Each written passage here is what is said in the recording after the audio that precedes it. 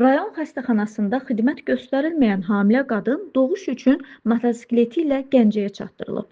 Ər həyat yoldaşını doğuş üçün rayon xəstəxanasına aparıb. Doğuşa hazırlanan qadına sonradan xidmət göstərilməsindən imtina edilib. 6-cı uşağın atası olmağa hazırlaşan Emin Mustafayev bildirib ki, Samur rayon mərkəzi xəstəxanasından onları Gəncəyə yönləndiriblər və bu zaman təcili tibbi yardım avtomobili verməkdən imtina edib. Ana olan Raisa Mustafayeva deyir ki, o əvvəlcə həkimlər tərəfindən doğuşa hazırlanıb, lakin sonradan tibbi prosedurlar dayandırılıb və qadın Gəncə şəhər perinatal mərkəzinə yönləndirilib. Maraqlısı odur ki, ailə elə həmin motosikletlə də son beşiklərini evə aparıb.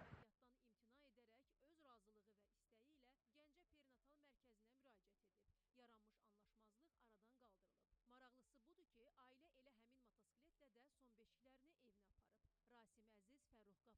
Əli Muradova, Xəzər xəbər.